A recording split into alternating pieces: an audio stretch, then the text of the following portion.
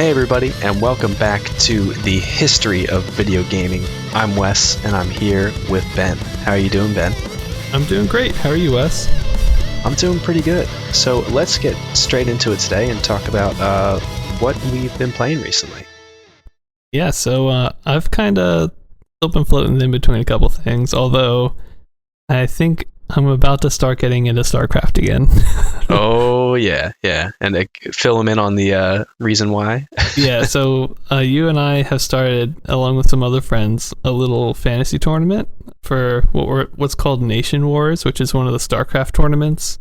It's actually one of the cooler StarCraft tournaments, I think, because it's team-based and we don't really see that a lot. Right. It's kind of been igniting my passion to StarCraft, and so I gave it a launch just before we recorded and played a couple games. I was kind of nice. Since I'm getting back into it, I'm like, well, maybe I should make these changes to like my macros and stuff, because the ones I've been using for a long time are pretty not how you're supposed to do it. But I played a couple games pretty badly, and then I was like, you know what, these don't feel good either. So I don't know, we'll figure out what's going on there, but yeah, I think I'm gonna back play on some the of old that. macros. And then I'm still on the fence about Axis Football. I've been talking about it a little bit, but I think I'm gonna get it. It's only $30. It's been getting Is pretty this good reviews. the new one? Yeah. Okay, yeah. It's been getting pretty good reviews, and I think I just want to get it. And then also I'm probably gonna get Planet Zoo because that looks amazing. Oh, right. And I think we did talk a little about it. Yeah, if we pre-order, you get 3 new animals or something. 3 additional ones, and including a hippo, I want to say. And I'm like, I need that. So. Oh, you need the hippo, yeah. So I feel like I haven't really been playing much. It's been kind of busy. Like I mentioned, well, things are a little out of sync because we record these a little ahead of time. But I was in New York this past weekend, right, seeing some stuff. So it's been a little crazy, but I'm back now and got some time to play some games, and I plan on doing just that. So nice, yeah. Yeah. So what about you, Wes? What have you been doing? Well, so I've still been hitting up the Divinity Original Sin 2 every now and then, but we actually switched off with a group of friends that I've been playing some Minecraft with. We switched off the Blightfall mod pack, which I think I talked about briefly. It's like, I don't know, a crazy amount of mods, 200 something mods, and you're purifying this set zone on the map. But that, as fun and complex as it was like an exercise in tedium, at least the way we were doing it. It was so hard to just clear any of the space, and we might have been doing it wrong, but me and my one friend gave up on it. So now we're playing something called RL Craft, which another mod pack, and I think it stands for Real Life Craft, although it kind of adds dinosaurs and stuff, so I don't get that. But I think it's mainly alluding to the hunger and thirst systems and how they got overhauled for this. Okay. So it's pretty good so far, but one of the biggest parts of it is the same thing that added dinosaurs, added tons of hostile mobs. And they're all really cool. The models look awesome, but they spawn like crazy.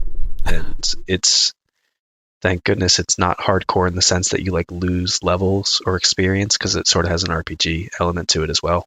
But you don't lose those when you die, and we've all just been dying every 30 seconds, really. It's it's been brutal. So we'll see how long we stick with that. I'm still waiting to see if there's any good armor to tech into, because if not, I might be done on that one a little soon too, because I'm dying way too much. But yeah.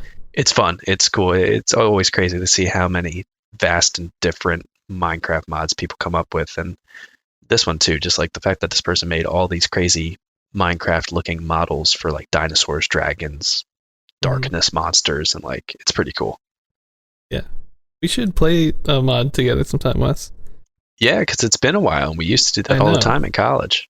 I know. It has been a while. And did you see they made the team that was making the Lord of the Rings map on a 1-to-1 scale ratio apparently just finished a couple months ago. Yeah. Oh, and we checked that out in college, didn't we?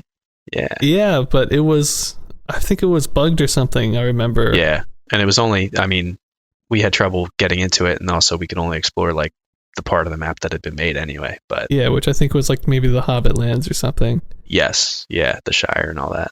But I definitely want to check that out. And I don't know if it's just one of those things where you just are walking around and that's all there is, or if there's actually like little missions, or I don't know. I thought there was quests implemented in it already. Yeah. And I mean, with mods that we've played before, I forget what that gigantic RPG we played even was, but we know that there can definitely be pretty good questing systems in Minecraft.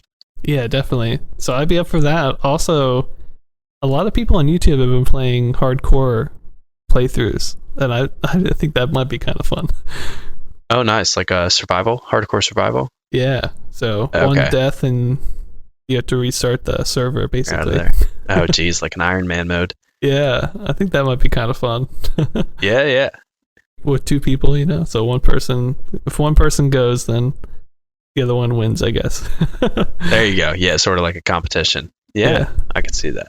So stay tuned. Next couple episodes, we'll see if it pans out, and we might have some joint Minecraft stories for all of you. That'd be great. Yeah. So that sounds cool. I'm glad you're enjoying some Minecraft. Yeah, I've been having a good time with it. But yeah, that's pretty much what I've been doing recently. So did you want to start getting into some of our various additional and special topics for the day? Yeah. So today's a little different. We don't have like a firm, special topic about one idea, but I kind of just wanted to talk to you about a couple things that have been happening and get your takes on them, because just today, we're filming this on October 4th, and just today, a YouTube channel I watch called Ahoy released this documentary about the early history of video games. And he's like a really good documentarianist. Documentarian, maybe? I mean, yeah, or documentarianist. Either one sounds good to me. But he's done a bunch of documentaries, and they're all like he's one of those guys that will only post a video like once every 3 or 4 months, Right. Like the one he posted today is an hour long, and the detail and stuff he goes into is incredible. So most of his like documentaries are about actually weapons in video games, like the first time that an AK-47 was in a video game, for instance, and all the iterations it had been going through. Interesting. Which is really cool. But he also did one, I think the first ever video I saw of his was just the history of video gaming, but he started it with Pong. So obviously, he went through a lot faster than we do. Yeah. Yeah, this one was super interesting. The whole point of the video was he was trying to determine what the first video game was. And so he kind of started with Pong and went backwards. Okay, interesting. Yeah, and he went through all the games that we had been going through, which I was very happy about, because if you started pulling up all these ones that I had not heard about, I'd feel really bad. But there is one game he mentioned I want to quickly say that I didn't know about, but basically because there was only a paper written about it and there's no images or like real descriptions or video or anything, but it was called like Sheeps and Gate, I want to say. I don't know. It was like a really old little light bulb, I don't know, kind of like an electromechanical kind of. Yeah, it wasn't electromechanical, but it kind of looked like it. I don't know. It's kind of like, you remember the old like OXO or XOX or whatever? Right. And it's just like a bunch of little dots to make that. It was on the same machine. Interesting. Okay. It looked kind of similar. I don't really know what it was about because we don't know that much info, but I kind of want to add that one to the website. But anyway, getting back on topic, he kind of went through like Space War, Tennis for Two, Nimrod, Birding the Brain, Checkers, XOX. Weirdly enough, he didn't mention Pool, which I think has been our definition of the first video game, just because it had moving graphics in real time. Right. But for him, it was just more about, did it have digital graphics? So he ended up going with Checkers by Christopher Strachey as the first video game, which I was really happy about because we actually noted that was the first game to have a digital display. Right. Yeah. So I was like, man, that's about as good as I can get, which is awesome. But yeah, it was I thought the whole documentary should be watched by all of our listeners because he talks about electromechanical games. He talks about programmable calculators, which is something I'm currently researching right now because that's kind of come up in 76.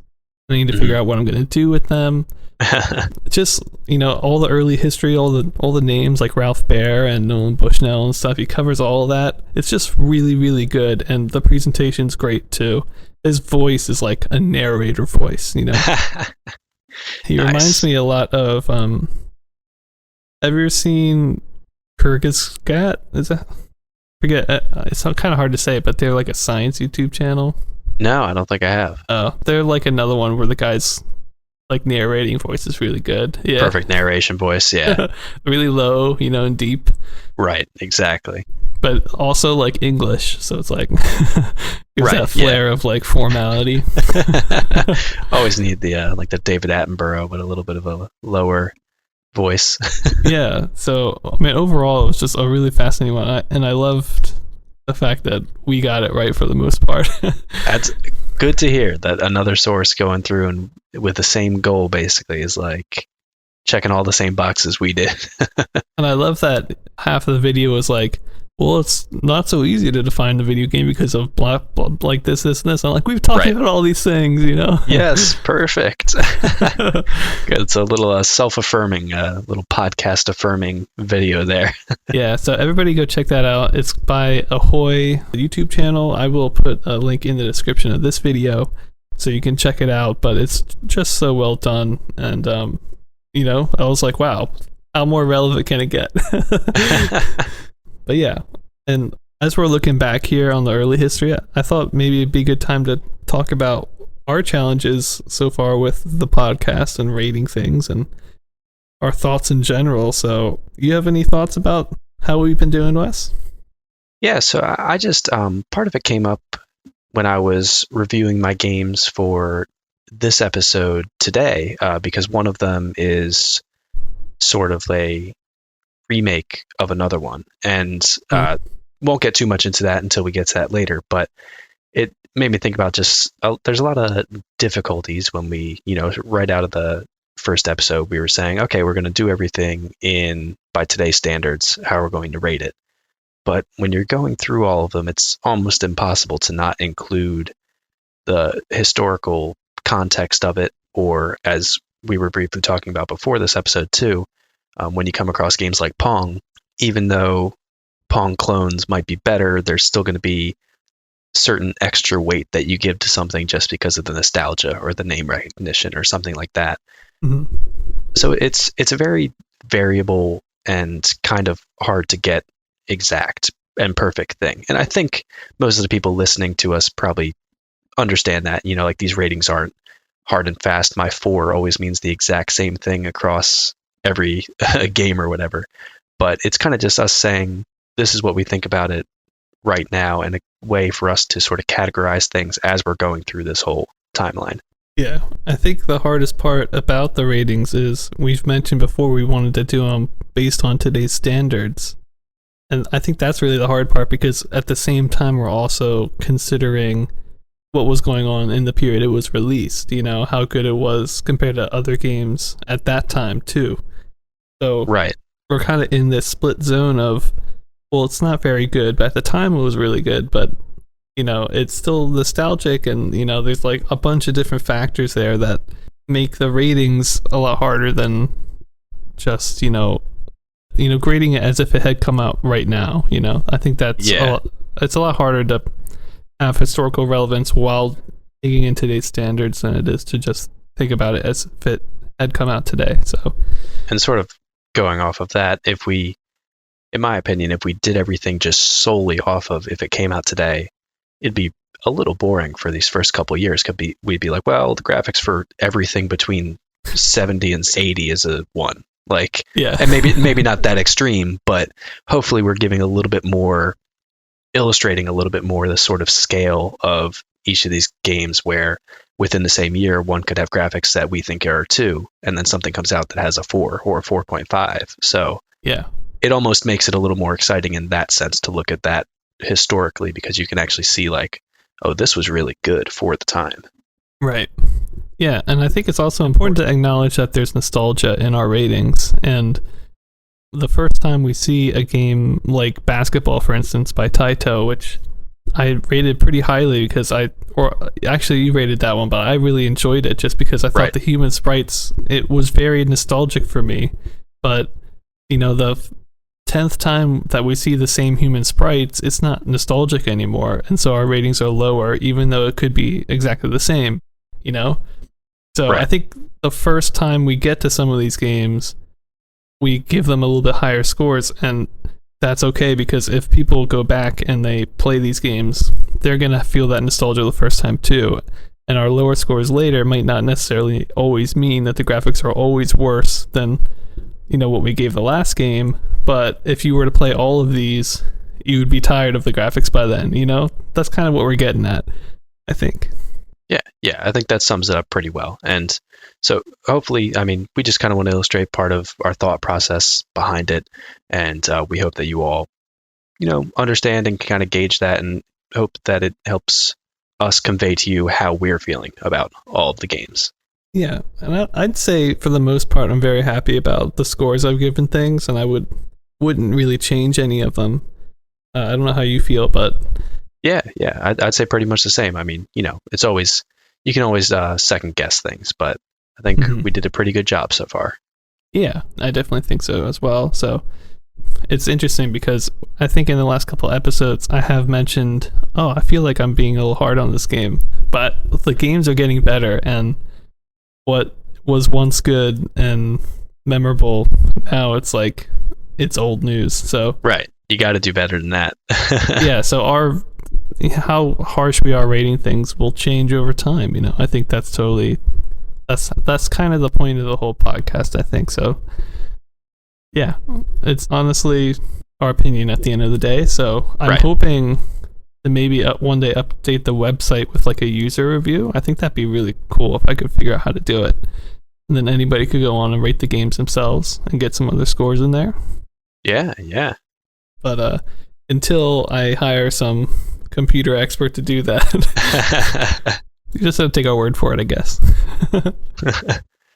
So anything else you wanted to go over before we get back to more of us rating stuff?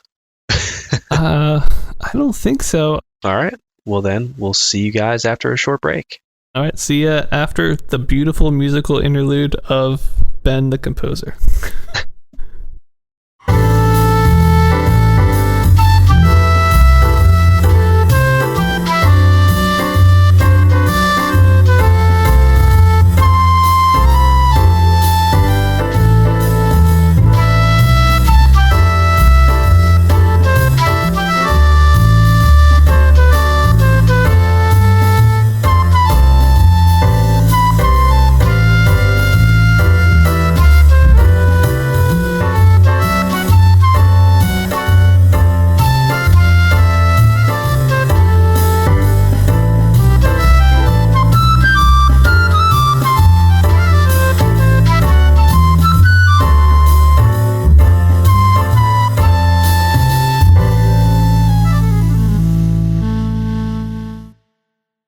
Welcome back. I hope you enjoyed that beautiful musical interlude. Just beautiful. Oh yeah, beautiful. I don't know what we did, but hopefully it was beautiful. So we're going to get right into the timeline. Our first kind of set of games here are from the next Creative Computing newsletter issue. This one came out in September and October of 1975. And unlike previous episodes where we kind of went through the games one by one, I don't think any of these games are really that big or that important. Honestly, this newsletter is for people trying to program these games themselves. Most of them have already been made before. Like this issue included like Civil War, which Wes has covered previously. It includes Wampus, Guess and Reverse, which I think were both 101 basic computer games. It does have one new game called Schmo, but I'm not too concerned about it. I don't think it's anything that's going to blow our minds. Unlike the first real game of this episode, which I'm going to get into right now. It's called D&D. Have you ever heard of it? Sound familiar?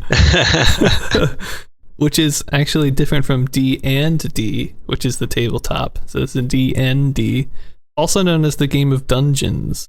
This is a computer game released on the Plato system October 5th, 1975, and it's notable for being the very first video game to include a dedicated boss fight.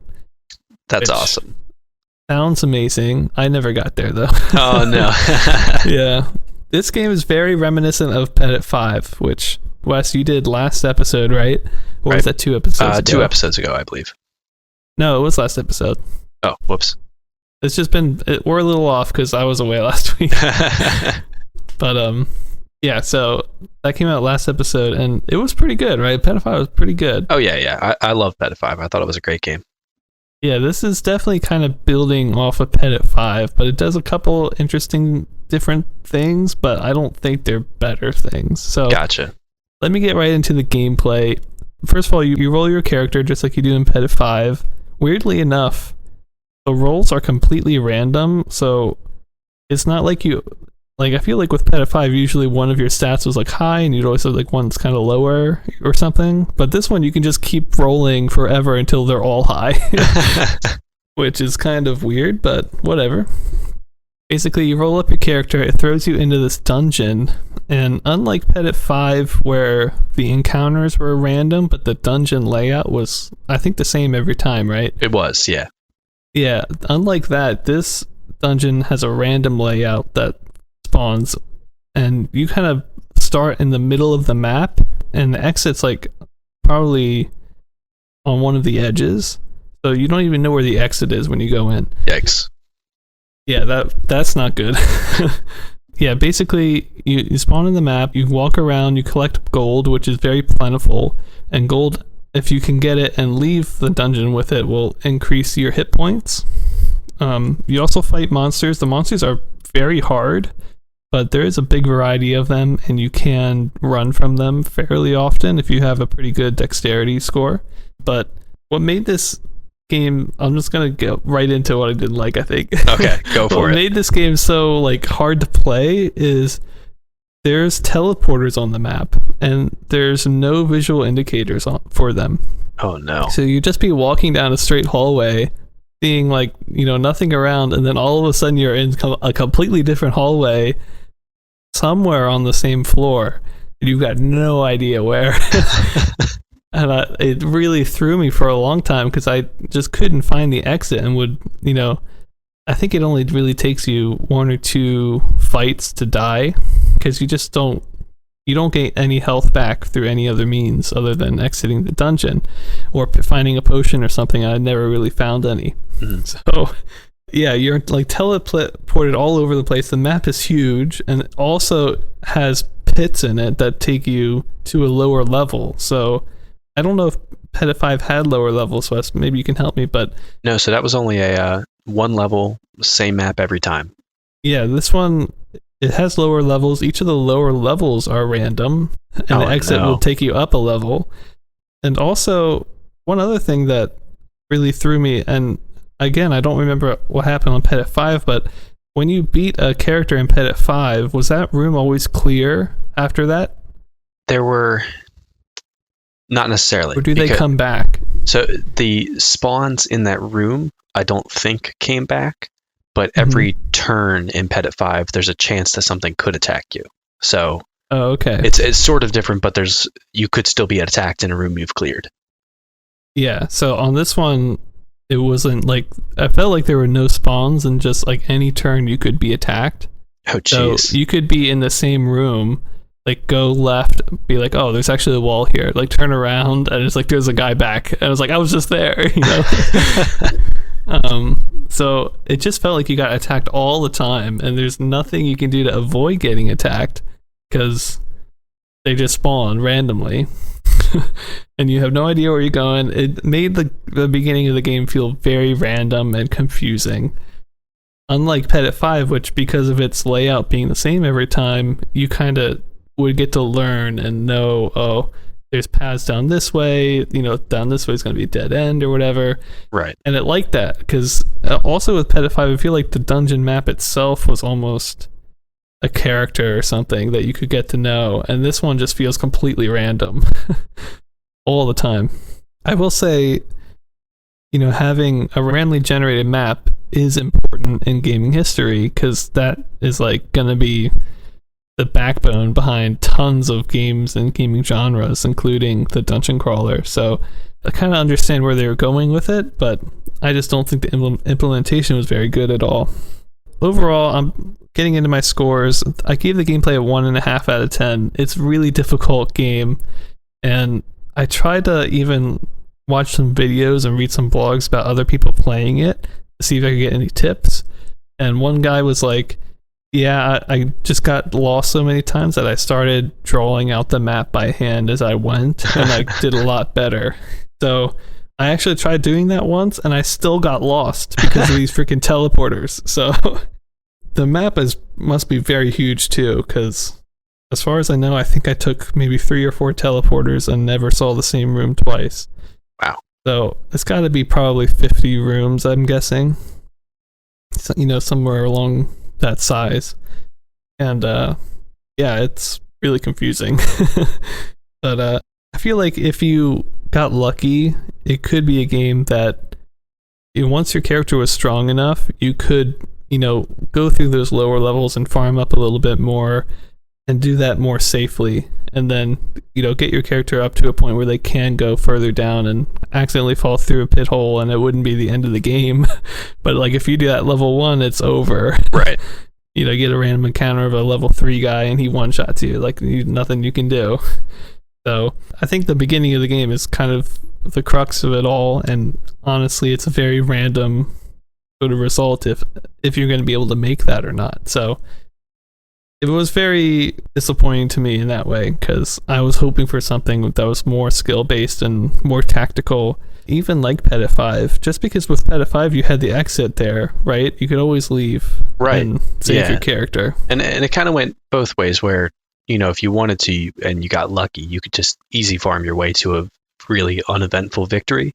But it also just gave you like that extra confidence of, okay, this time I'm going to go this many rooms in, see if I can make it, then leave, heal, be stronger next time. And that sort of gave you a progression that I feel like it sounds like it was missing from this one. Yeah, this one, it just felt like if I happen upon a treasure chest, which they had, like one time I went and opened it, and there could be like a piece of chainmail in there, because this game had some amount of armor that would basically, like the first 5 hits an enemy would do would all be deflected, and then only the 6 and up would hit you, which in lower levels would be incredibly OP, So I was like, oh, there could be that in there. There could be potions. It had lots of potions. It could be like a spell book or something. And it was like, it's booby trapped. You're dead. Start over. I was like, come on. But I mean, it's like just another example of something that, I could have opened it, instead of being booby trapped, I could have gotten that piece of gear and actually gone very far, But it just felt so random and so out of my control that it was very hard to play. Going into the rest of my scores, I gave the graphics 2 out of 10, which I think is a little lower than maybe you gave Peta 5, or maybe it's the same. I can't remember, but you had some nice looking little 2D drawings of the character model, which looked very reminiscent of Peta 5, if not a complete copy. And a lot of the monsters also felt very Peta 5, like you've got ghouls and ghosts and men and wizards, lots of D&D stuff. I would say maybe 10 or 15 monsters total, just from the tutorial, kind of showed a couple of them. So there's definitely some nice artwork in here, but the general dungeon layout is just, lines for walls and doors, your character, and a black screen, and that's it. Right. So that's what it is for the majority of your time in there. And then all of a sudden, some random guy just pops up and is like, oh, you were in a battle now. I didn't want to give it too high, because while there's some nice drawings, I don't think it's graphically advancing anything, honestly. Unless you count maybe random generation as graphics, but I don't. I count that as gameplay, in my opinion.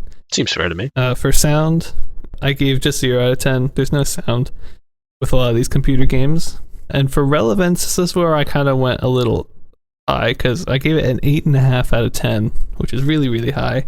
The reason being, it does have that boss fight. I never got to experience it, but it's very clear from the tutorial, which also had a little bit of lore in it too, which was really cool. Nice.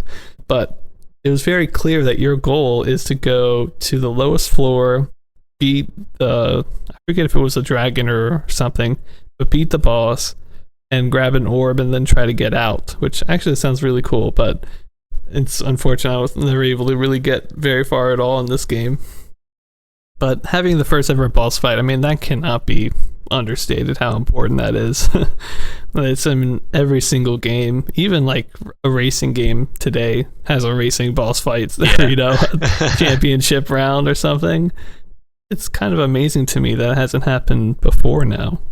But yeah, first game to have a boss fight is definitely super, super important. And then on top of that, it also had the random generation. I don't like how they did it, but random generation or tile set generation is something that is used all the time in video games and used really effectively. I mean, like Warframe, for instance, is a game we play a lot that uses that.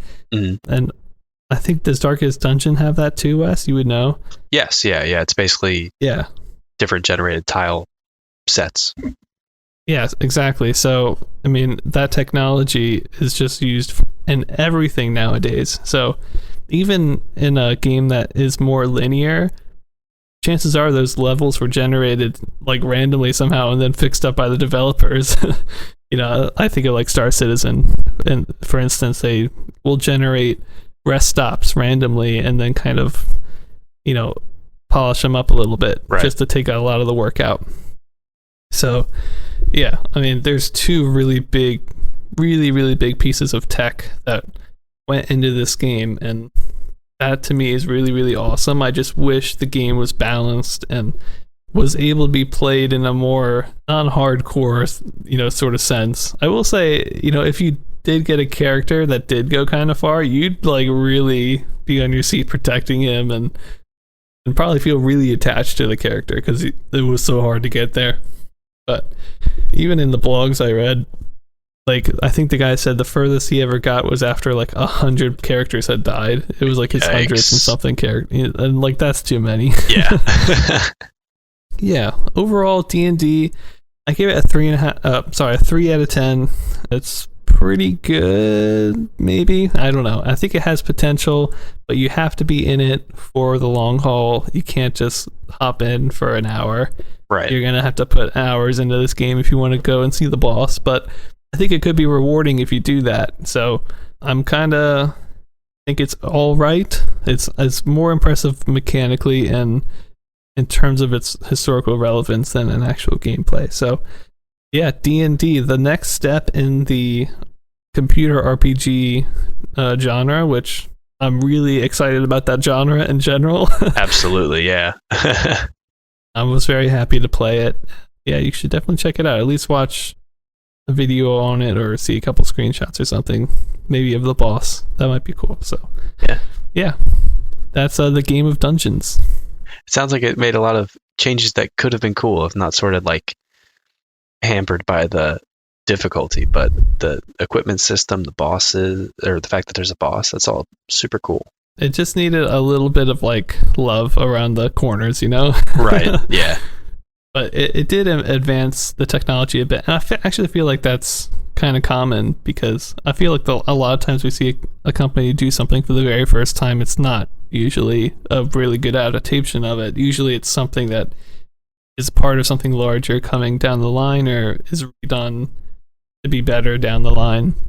So I think the only example that's not like that was probably Speed Race, but right. they like did it pretty well. Not that you're biased at all for Speed Race, but well, I'm a little biased.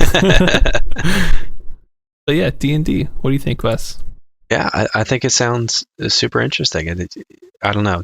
I like the safety net I had with Pettit 5, so I think I probably would have had the same opinions as you if I'd played through that. Yeah, but I mean, like you mentioned, that genre, something that still, I mean, influences like tons of the stuff I play today. Loads of what I play is RPGs, and so seeing that starting to grow, and also being a PC gamer myself, seeing computer games start trickle into the mix, always very exciting. Yeah, one other thing quick before we move on is that the Game of Dungeons, the D&D version I played, actually the oldest version I could play of it was the 77 version, version 5.4. I don't think it changed much from the 75 version, but that was also by Ray Wood, Gary Weisenhunt, Dirk Pellet, and Flint Pellet. So kind of a team there. I think it was probably one person started it, and then someone else was like adding one or two things and put their name in the credits. It was like one of those deals. Right. Very happy to have played it. But let's move on to the next one by our good friend Atari. Yeah, so switching it up and going back to an Atari game, another arcade game here. I got to play this week Crash and Score by Atari, which came out sometime in '75. As far as the general history on this one, I couldn't really find too much info. The flyer states that it's a demolition derby where you race to get the pylons on the screen. And the cabinet's kind of familiar to some of the racing games of the era that we've seen, where it's the stand-up cabinet with 2 steering wheels on it and pedals for controls. So getting into the general gameplay of this, it's a top-down view of a map that's stationary. The map doesn't move at all. With pylons is, I think, what they call them. They kind of look like little pennant flags to me. I don't really know if they're... When I think pylons, I think like traffic cones. I don't know if that's what they're supposed to be, but... Anyway, little triangular, rectangular sort of thingies on the screen. And each of the players is a car that look very similar to like the Indy 800 car, kind of like the rectangle with 4 circles around it. Mm-hmm. And basically the goal of this is that the pylons on the screen will light up, I'm not sure randomly or if it's the determined order for each game. And they have a number on top of them that's part of the graphics, so that number doesn't ever change. And they give points corresponding to what the number is on them when a player runs over them or the first player hits it. And to mix things up, I did see that later we're going to be talking about an EU version of this. So a little bit of confusion there. I did end up playing a version that had oil slicks, which may or may not have been added during the EU version. But the version I played had oil slicks that whenever you drove over them would change the direction of your car, sort of throw you at a 90-degree angle. And another barrier that you'd face is when the pylons aren't lit for scoring, they also block your path. And there was an option to have barriers that could show up on the screen as well, to sort of block some of the more valuable pylons and make it harder to get. And in the 2-player mode, you could run into each other, but I don't think you got to blow up other people's cars, unfortunately. It looks like it just slowed the opponent down. But so that's just the basic sum up of the gameplay. And I kind of want to get straight into the ratings I had for it because I had a lot to say about that. Okay. And I'll leave it to your interpretation to whether that's good or bad. For graphics, I gave it a 1.5 out of 10. I really didn't think they were that impressive compared to some of the stuff that we're seeing at the time. I mean, the cars being the rectangle with the 4 dots is fine, but it doesn't look great. The background's just straight black. And the oil slicks are just little clusters of dots. They don't even look like a puddle or anything. Yeah. And the pylons, like I said, I could be misunderstanding what the heck a pylon is, but they don't look like anything that it would make sense for a car to be trying to hit during a demolition derby. So they're just kind of these weird little flag things. So overall, there's a little bit of interest there, but I didn't rate it super highly for graphics because it wasn't very impressing me a ton. Yeah, and like there's a lot of flags on the screen, right? There are, like, yeah. 20 or something? I don't know. I forget how many there were because there were like multiples of the same point. I know 7 was the highest point, but I think there were like several 1s, several 2s. So I feel like when I look at it, it's just like, it looks like someone just puked on the screen. Like there's a lot of busy stuff going on, Yeah, and that's something it's just pendants and oil slicks everywhere. It looks dirty. The oil slicks just being those clusters of dots, like all of the blank space in between the pylons is just filled with them. And your car is about like half the size of one of the pylons on the screen. So it's super confusing to be able to see like where you're going, what's going on. Mm-hmm. And so moving on to the sound, I gave that also a 1.5 out of 10. I did like that there were some slightly different from the standard Atari arcade fare oops and scoring kind of noises. And there also was sort of like a repetitive click-click noise that happened when you went over an oil slick. But I'm kind of just giving it points because it was different than the usual. It wasn't really anything special. We also did see a video that may or may not have had an engine noise. It was a little hard to tell, and it wasn't in the version that I played. But even with that engine noise, which sounded sort of like it might have been either been like one of the earlier racing games that Atari did, but either way, I don't think that engine sound would have swayed me too much more to make it a 2 out of 10 or anything. Okay. And getting into the gameplay, I gave that a 2 out of 10. The gameplay is different, and I do like that it's not just a racing car game. They decided to make this Demolition Derby thing, and as far as I know, the first Demolition Derby game that we've had. Yep. So I'm glad that they're doing something different with the genre. They're not just, and pretty early on too. I mean, we've only had maybe between 10 or 20 racing games, and now there are okay, well, let's do a Demolition Derby car game, which is a different type of race. So I do appreciate that. And racing from the pylons, it's a totally different feel than going circular on a racetrack. But a ton of the stuff that's in there just didn't really seem that fun to me. The oil slicks make it tough to reach the pylons, which I get is kind of the point, but they also make it so you could accidentally run you straight into a pylon and get you a point because you kind of just veer off whenever you hit one. And in the version I played, I didn't have the barriers up that block the pylons with the higher score values.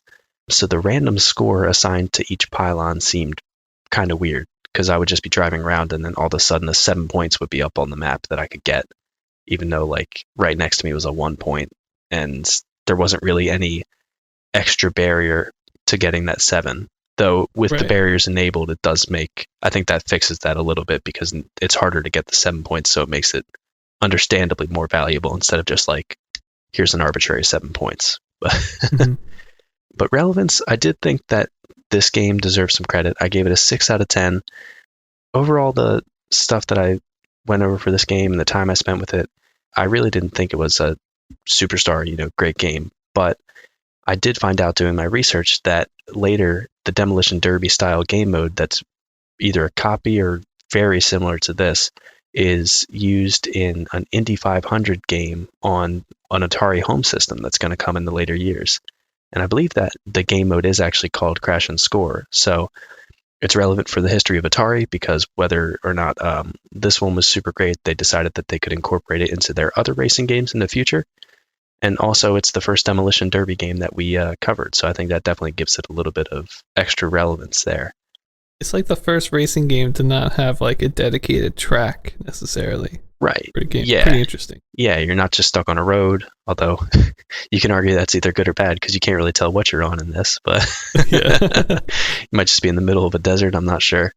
But yeah, it's totally different from the other racing games that we've seen, which does give it its own unique feel. And overall, I did just give it a 2 out of 10, mainly for the points that we've already talked about a lot. I mean, it's a new spin on the racing genre, which I think is awesome, but playing it, to me, wasn't particularly fun. But I did like seeing any Atari game that we have coming out is just more evidence to the fact that Atari keeps trying new things, keeps throwing stuff out there and seeing what sticks, and part of the reason, I think, why they end up having so many successes. Yeah, definitely. Yeah, that is my look at Crash and Score. Definitely not my favorite, but definitely an interesting one to go and take a look at. Yeah. I feel like it's another kind of evolution of almost like the highway sort of theme or genre that they've created, Because the cars kind of remind me of that. It didn't have scrolling graphics, but but similar kind of cars similarly, and more of a sort of high risk dodging oncoming traffic and having oil slicks and stuff like that instead of the sort of regular racing speed race kind of thing. Yeah, so I like thinking that it's the same team who did that. That's the next evolution in their history. I don't know if that's true or not, but I think that'd be cool. Yeah. So moving on to my next one that I rated, which is another Atari game that came out on the same day. Somehow, I don't know how, but this is a game called Jet Fighter by Atari. And it's a 2D plane shooting game where you've got 2 players. There is a 1 player versus AI mode, which is actually pretty good. And it's the one that I played, but it's a top-down view of 2 airplanes, and they're basically doing a dogfighting, trying to shoot each other. It kind of reminds me of Tank a little bit, but since you're in planes, you're always moving, and you can't, like making turns and stuff, you make them a lot wider because you're kind of moving as you're going the whole time. So it's very reminiscent of a game like that. You're trying to shoot. Again, with a lot of these early games, you can only have one projectile on the screen at a time. So you fire your shot. If you miss, you have to wait a little bit, probably do a circle around and go again. And one thing I'll say, like right off the back, is the AI is like decently good at this game. Oh wow. Yeah, I usually can beat it, but it definitely like will kill you a couple times. Partly because I'm just not very good at playing games, but it made it for like a pretty good, interesting match when I was playing, which is pretty cool. I thought this game, I don't know, I feel like I'm on the edge of it again. Like I don't want to give it that low rating, but I just feel like there's not a whole lot here. I mean, the graphics are literally a black background, 2 planes, and when they fire a shot, there's a little explosion animation once it reaches the end of its like line or whatever, and that's it. That's all the graphics. Wow. There's no like gradient sky from Drop Zone 4 or anything. There's no clouds. There was an overlay of clouds on the machine, but I can't count that. And even if I did, it was just like 2 blank clouds. So it was a very, very blank screen you're looking at. It's 99% black. And then 2 like white planes, like a white and a gray plane. So graphically, it really didn't do that much for me. I just gave it a 2 out of 10. I do think the planes look pretty good. I think for the most part, most of the plane models that I've seen in these games have been pretty decent. You can definitely tell you're in a plane and you're controlling a plane just by the way it controls. So I thought that was pretty good, but I'm not going to go higher than a 2 for a jet fighter. For gameplay, I just gave it a 2 as well. You're just trying to shoot another plane down, and that's it. There's nothing else. There's no levels. There's no 2 planes. You're trying to take down 2 planes on the screen. Like, it's just 1v1 always. So I don't know. I feel like it's very one-dimensional type game, I feel like even with Tank, there's sort of more gameplay elements where you're trying to hide behind barriers. Right. And there's the mines that you're avoiding too. Yeah, avoiding mines. Like, there's no mines here. I guess there's probably some dogfighting maneuvers, that you might be able to do just by circling, and the screen did wrap, so you could be real tricky, like shoot above the screen and wrap around and hit the guy from behind or something. I don't know. But for someone like me who doesn't play a lot of plane games, I was just circling and they were kind of circling in the same direction. I'm like, we could be doing this all day. Right. So I don't know. Maybe you would like it more, Wes. I don't know. But you're more of a plane person than I. Maybe a little. We'd have to see. I guess I've done more space games, so if that counts.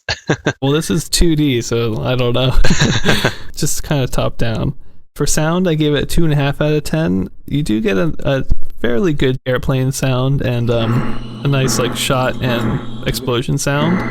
Better than some of the other ones, which have usually had like good explosion sounds, but then like weird bad sound effects in the background, I feel like right. That's pretty common, but there wasn't anything that was like killing my ears here, so I was like, okay, it's actually I can deal with this, so I give it 2.5 out of 10.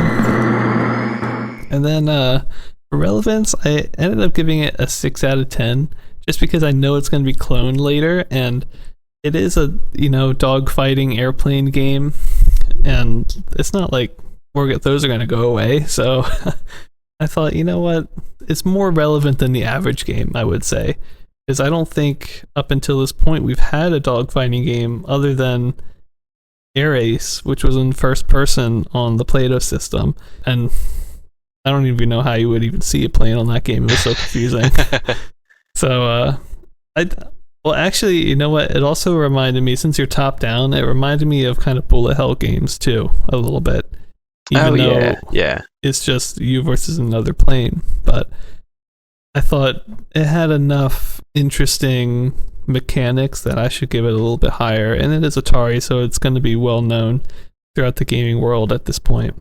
So, yeah, I don't know. I'm on the fence. Again, I feel like it's another evolution of the last game I covered that was an Atari Air game, Anti-Aircraft.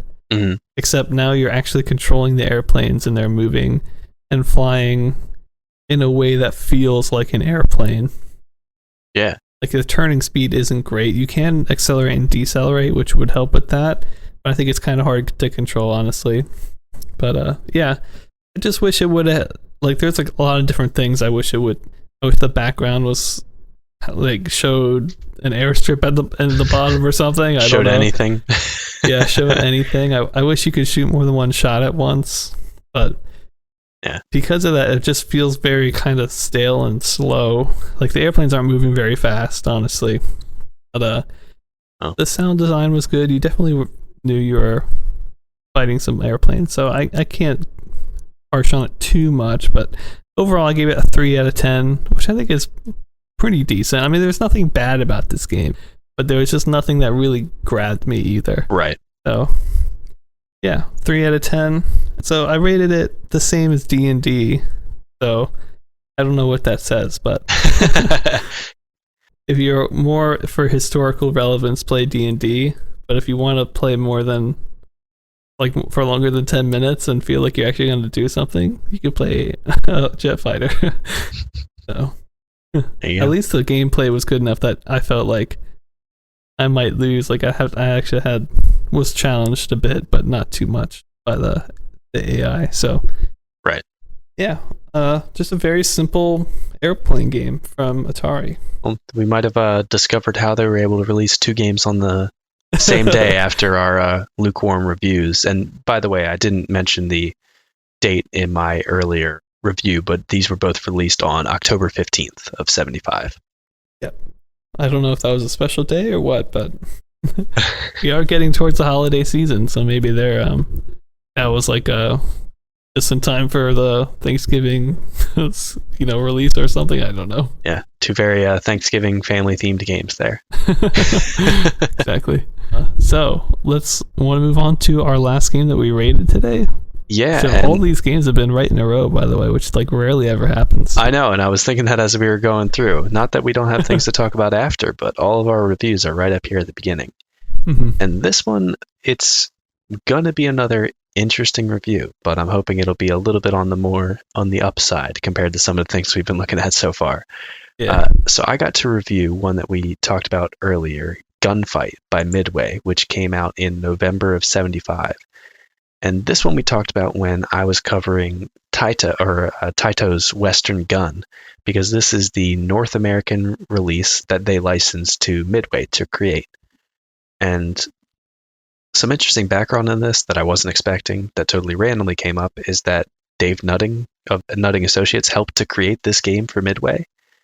And one of the biggest decisions that I'm going to say although I'm sure there was a whole team working behind it, that he made was to put a microprocessor in this game, making this the first video game to use a microprocessor instead of discrete logic, which, while I don't understand the technical aspect of it too much, I do know means more complexity in games when you can go to a microprocessor.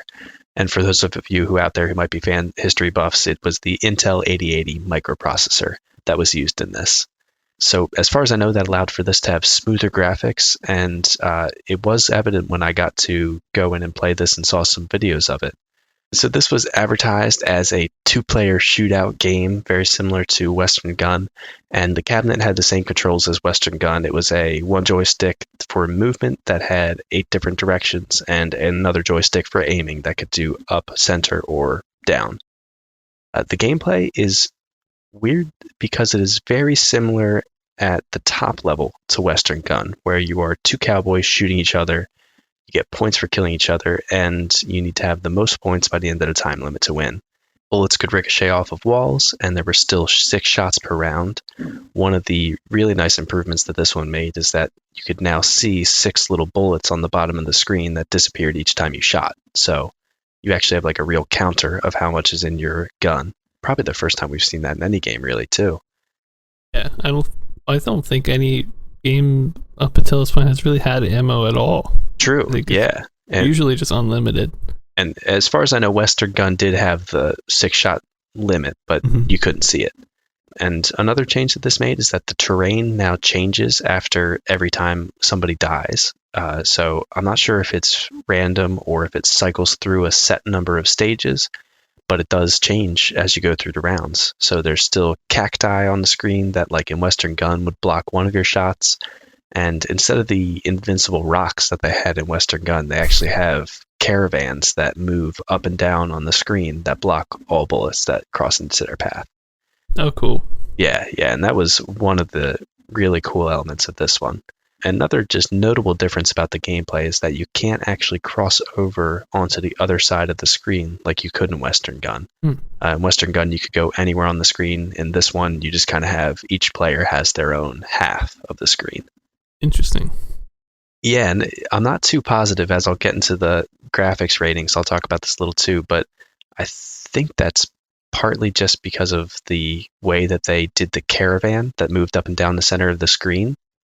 I feel like at the time they might not have had the technology to have that exist on the screen and also players be able to walk through it. And also, if they wanted to use that as a moving obstacle, it kind of makes sense that your characters couldn't go through it.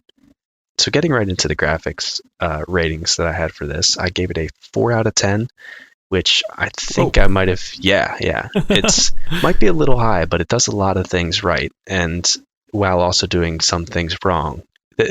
My whole rating for this game is confusing because I was side by side comparing it to Western Gun, and if you break it down, I think they almost have like exactly the same ratings, but for very different reasons, even though they're one is a port of the other.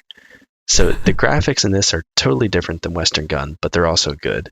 The cowboys are a lot larger than they are in Western Gun, but I think they did that so they could make it a lot more detailed too. You can like see spurs on their boots, their hats are like pretty detailed cowboy hats, and you can even see that they have gun holsters on their belts. But some negative things that they did to those the cowboys is that they're both the same color, which is a little bit weird, although not as much of a problem when you can't cross over the screen. And also they added the nice addition of, once they got rid of those rocks, they added actually different trees that, depending on the stage that you're at in the game, show up. So there's some that look like they're kind of like a winter tundra tree, and then some that are more Western looking instead of the cacti that were in the original. So a lot of nice changes to graphics here. The caravan that crosses up and down on the screen looks really good. There's no animation for the caravan, but there is animation for the cowboy's legs and arms moving. Oh yeah. And it's pretty good in this too. But then animation is so good. yeah, I know. After not seeing animation for so long, anytime it shows up, you're like, oh man, this is great. Yeah. And also because the cowboys are larger, they really have, I guess, a lot more pixels moving, so you can really add more detail to the animation. But so all of these really nice things about the graphics are kind of totally ruined a little bit by the fact that it's just a black background. There's nothing else there. And there aren't any gradients. This actually did have a yellow overlay over it, so it was just a black and white screen, but the cowboys and everything that was white had a yellow tint. And Western Gun apparently did the same thing, but they had sort of, I'm pretty sure, like a grayish gradient, or maybe it was just the way those graphics worked, but it seemed like there was more depth and more than just white and black on that one. Yeah, I definitely think you're right. Yes. It definitely feels like Midway's version. It feels cleaner though. I don't know. What do you think? Which one do you like better? Well, that's a big question to ask right away. Overall, although I can't tell if it's because it's the first one I played. I like think from a graphics point of view, anyway. I kind of like the. I don't know. I might have to be tied on that one because I like the theming and just like the general look of Western Gun better, but the individual elements of, now I'm forgetting I said Western Gun so much, gunfight, I feel like are just so much more detailed. They're definitely better. So I don't know. It's a bit of a cop out, but I think they're a tie for me. Oh, that's fine. And just some other quick things that they did for the graphics that were really nice. The additions of the bullets for each of the players, awesome. That's super helpful. And there's actually 2 different stages of the death animation, unlike in a Western Gun where it was a cowboy on the ground. It actually has like cowboy falling and then cowboy on the ground, which is just a little bit, but it's a nice touch. Yeah. And so moving on to the sound, it gave it a 2.5 out of 10. I was watching a recording of this, and from what I could see, because the version I got to play, I didn't have any sounds in that. It sounded like there was only a gunshot sound and a hit sound when the bullet hit the other character. There may have been more, but I wasn't able to really see, or I wasn't able to find anything where I could hear it. There didn't seem to be noise for the cowboys moving, which disappointed me maybe more than it should have, because I loved the goofy galloping noises that were in the Western Gun. But overall, those two sounds, even if those were the only two sounds, were pretty good. The gunshot noise sounded good, and the hit sound sounded kind of heavy and like it should. So I thought it did a pretty good job with that. Yeah.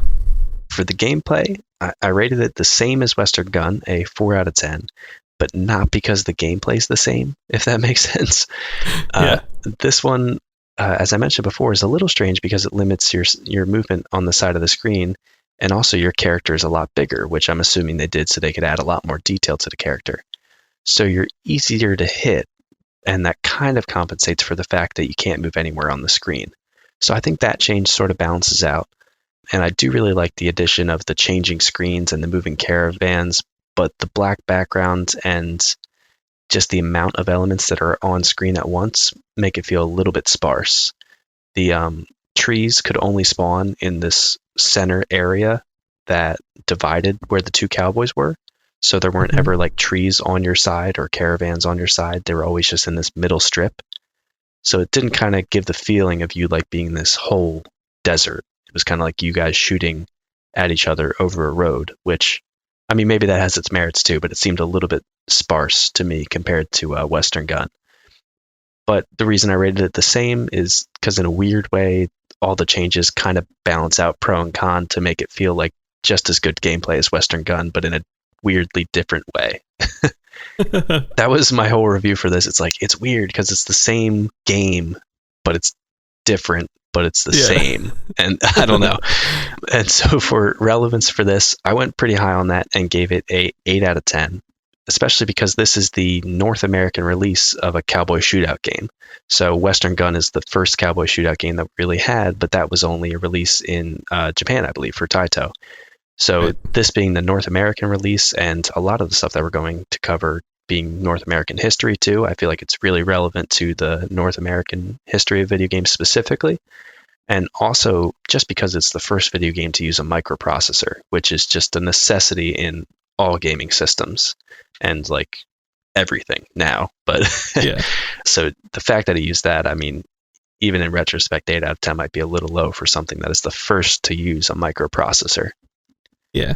We've talked about them before, but I think they've only been used in maybe computers, not an arcade machine. Yeah.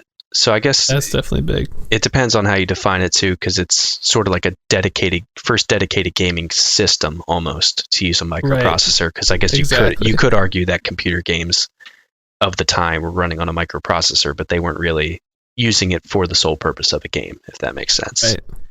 Yeah. And also, I just want to quickly add that because Gunfight and Western Gun together are so relevant, whenever people talk about it, they always talk about Gunfight because it has the emulated version. So I see a lot of videos and stuff about the early history of video gaming and the early history of shooting games, and they always reference Gunfight and not Western Gun, which I think is really, really interesting. And I think it's because you can play it and there's more documentation about it. But I thought that it's definitely a really, really relevant game when it comes to like people making videos and stuff like that. I don't think it's because Western Gun isn't relevant, but it's just like the more accessible version even today. Right. So I thought that was very interesting too. Yeah. It made this version in particular relevant, not just a random port. Yeah, which is funny too, as a port of a game. Like, it's not like this is although they did make tons of changes, this isn't a fully original game, and it receives all that attention just because it ended up being, currently a lot more accessible. So for my overall ratings, just to wrap this up, I gave it a 4 out of 10, which is the same as Western Gun. And as I've said multiple times, because they are weirdly different, but also weirdly similar, I don't know if all of the changes they made to it really made it a better game as far as like how much fun you have with the whole experience compared to Western Gun. But I feel like it's still a really good game and of course really relevant. It could be partly because I really liked the sort of goofy, cartoony pixel charm that Western Gun had, and the galloping noises, and even just the small fact that there was a cowboy with a white shirt and cowboy with a black shirt. Like, it kind of just added a little bit extra to me that was missing character-wise from Gunfight. But Gunfight definitely really improved on the graphical aspect and all these moving elements and a lot of interesting stuff on the screen other than that black background. So, yeah, I could go in circles talking about the different pros and cons I have with this, but overall, it was a really fun game and cool to see this evolution of Western Gun to Gunfight. I also really think it's interesting that the developer of Western Gun, which was the same guy who did Speed Race, Tomohiro Nishikado. Yeah, so the same guy who did Speed Race, but he did Western Gun, and I read an interview with him that he was like, "Oh yeah, Western Gun is way better than Gunfight." he thinks his version's the way better one. But I think Gunfight sold better, but that probably was just because it was in North America. I don't know. Yeah, but, I thought that was really interesting too. He's like, no, mine's the one. I might have to agree with him. I don't know. yeah. Well, there's obviously merits to both. So. Yes, exactly. Let's move on to our honorable mentions that we got quite a few here before the end of the episode. So we're going to start out here with PT 109 by Mirko, which came out sometime in November of 75. This was first of all, I want to say it's a contested game for possibly being the first with the microprocessor. I do believe that distinguish goes to Gunfight, but some people say it's actually PT-109, but I don't believe them. But anyway, it did use a microprocessor, and as a result, looks fairly nice. It kind of reminded me of Tank, but instead of tanks, you're in like battleships, or like submarines or something. But it's kind of similar. It's like two people. You've got barriers you can hide behind, and you're trying to shoot torpedoes at each other. So. Unfortunately, there was no emulation for that. There's no video, but there is some flyers with some good pictures, so be sure to check that one out. I think it's a fairly decent one, considering it's got a microprocessor. That's pretty cool. And then getting on into our next honorable mention, which is actually kind of a big deal, is the Sears Pong Home Pong system by Atari in November of 75. So it's kind of just came out of nowhere for me when I was doing this episode and doing my research, but there's Pong at home now. There you go. Oh, yeah. In November of 75. So just some brief history and description about this. It started development in 73. Among other people, it was worked on by names like Alan Alcorn, Harold Lee, and Bob Brown. And basically they developed a single chip that contained Pong and also had on-screen scoring and could produce sounds too in a system. So this system, because it was sort of right after they created that, only could play Pong. And to help sell it, Atari made a deal with Sears to help sell the system under the Sears Telegames label, which is why it's also known as Sears Pong. This one is interesting because when you look at systems that are going to come in the future, they're basically the same Atari system like this one, or at least for some of the early iterations, but this has the Telegames label like right on the top of it, which they later just like slapped the Atari label on top of instead. So Sears purchased 150,000 copies of this, even though I think Atari at the time was not really sure if they could produce that much, but they decided to do it anyway. And it reportedly sold very well in the 75 Christmas season. An interesting thing about the business meeting that went on when they were trying to sell this to Sears is that because this was in the Sears Tower, which has a lot of like radio broadcast and TV broadcast antenna on it, and the signal was being communicated to a TV through antenna when they were doing their demonstration, the Sears Tower signal actually disrupted the Pong system and just nothing happened when they tried to test it.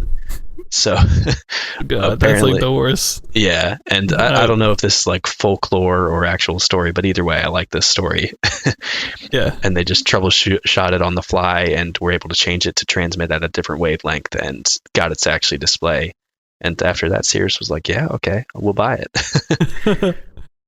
So the system itself was just a stand and had a the main face of the system was just at a slight angle and kind of had like a little fake wood grain finish on it. And the only controls were just a single knob on each side for each player. And so other than that, pretty simple. Just played Pong, but it's Pong. It's home Pong. Yeah. And I think part of the reason it's so important is because it sold so well. I think it outsold every console before it, maybe even all combined. I mean, like, it really sold well. So wow. Yeah, it's very, very, very important in terms of gaming history, even though we didn't need to rate it because it's just Pong, but now it's in your home. Moving on from that, we have another console here, the VideoMaster Mark III, which, if you were paying attention, I told you guys this was going to come a little later than the Mark IV, which we've already done. But this one's kind of weird because it's an improvement on the Mark II, which the Mark IV was like almost a whole different system. But this is more just an improvement of the Mark II. It did change gameplay from the Odyssey style to the Pong style, which I think is probably a pretty good change.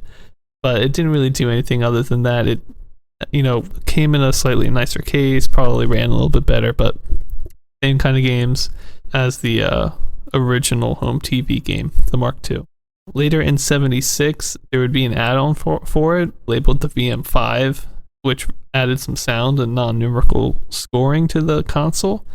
But that's really all that sort of generation of the VideoMaster consoles had. We're going to see more from the Mark IV and 5 versions coming up, which was kind of like a different line, but this is kind of like the last one of the original home TV game. So I thought that was kind of interesting, but it didn't really add that much new, honestly. Moving on out of consoles for a second, we've got Trivia by Ramtech. That released in November of 75 as well. It's a trivia game, completely text-based. It's on an arcade machine. I don't know why, but apparently it had I think it had 2,000 questions or something, like a fair amount of questions. Oh, wow.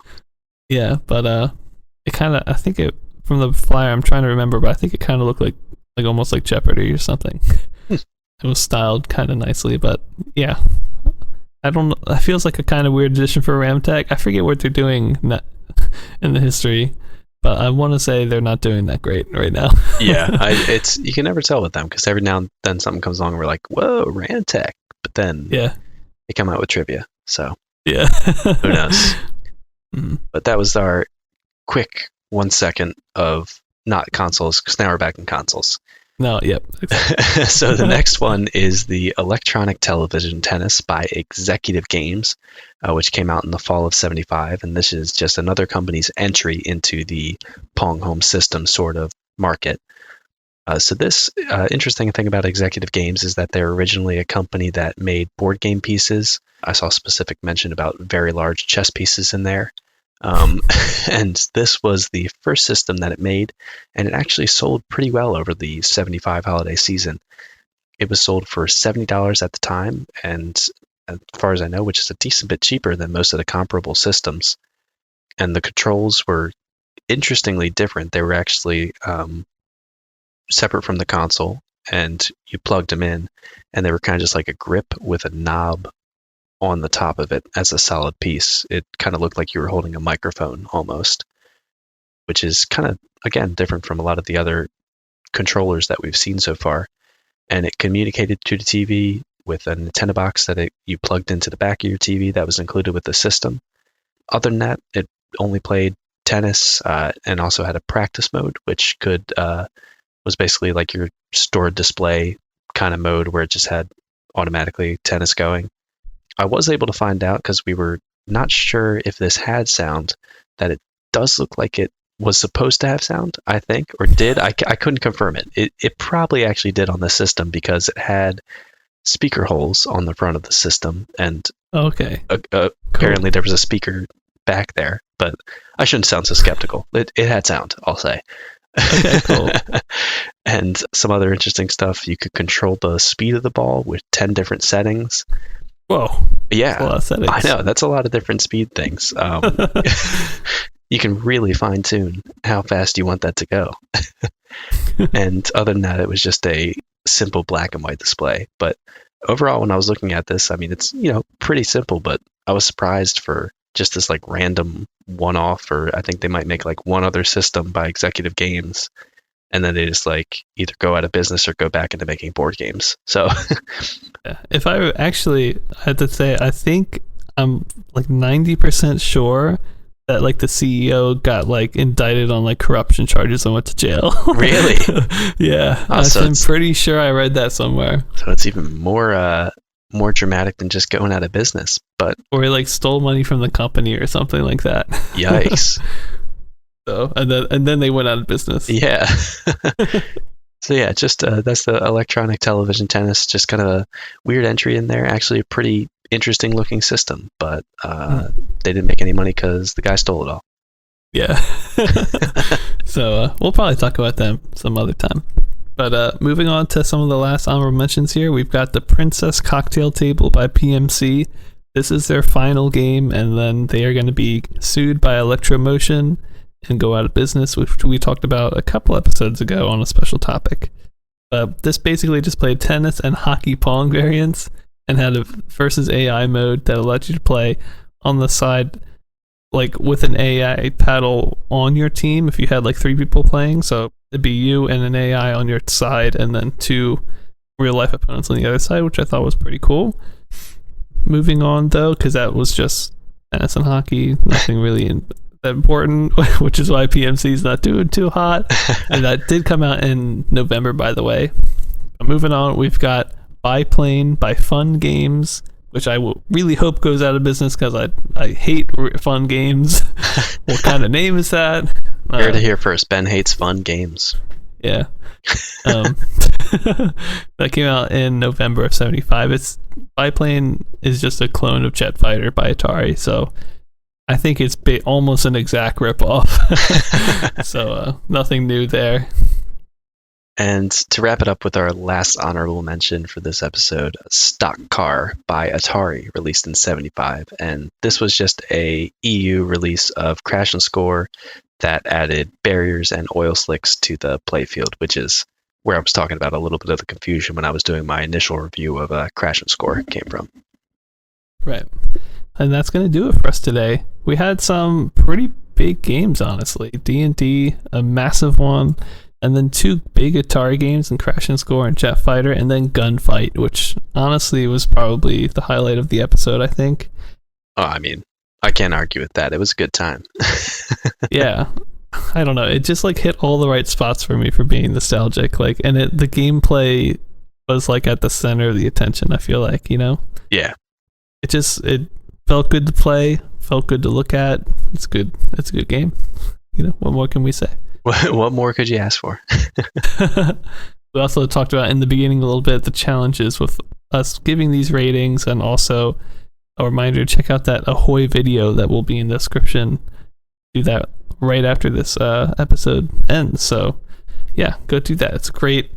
Check out the guy's other documentaries. Because he makes a lot of great stuff and is really accurate and does a lot of research, so be sure to check it out. Anything else, Wes? Just make sure to check out our website as we continue to work on that. Send us a tweet if you have anything you want to say, and keep an eye for any updates that we're posting on there. And send us an email if you have any questions that you want us to answer or anything else. Very, very good. I think we'll be back next week. What are we going to be playing, Wes? I have no idea. Could be anything. I usually leave that up to you. So it'll be a mystery. I think just looking, it looks like we're going to be playing some more consoles and some more RPGs. So be ready for that. It's going to be a great time. We're wrapping up 75 now. We're getting into the holiday season. So it's going to be pretty crazy coming up. All right. Looking forward to getting into some of those new games coming out. Oh, yeah. So we'll see you guys in the next one. Have a great week. See you later. See you next time.